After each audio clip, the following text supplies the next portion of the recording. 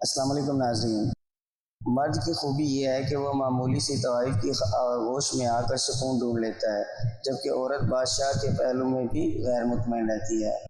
اگر عورت چاہتی ہے کہ وہ خوبصورت نظر آئے تو اسے چاہیے کہ وہ نظر ہی نہ آئے۔ آپ کان کھول کر سن لیجئے کہ مرد کی جنسی تسکین کر دینے سے حق ادا نہیں ہوتا۔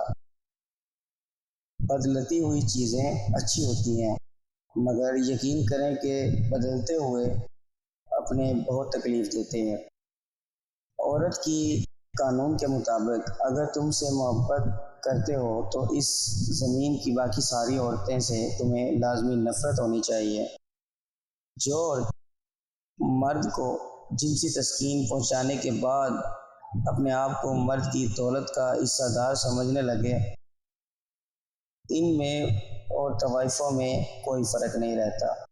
جو مرد عورت کے پستان دبانے اور اس کی چھاتی چومنے اور سمجھ جانے کہ وہ اس پر عاشق ہو چکا ہے۔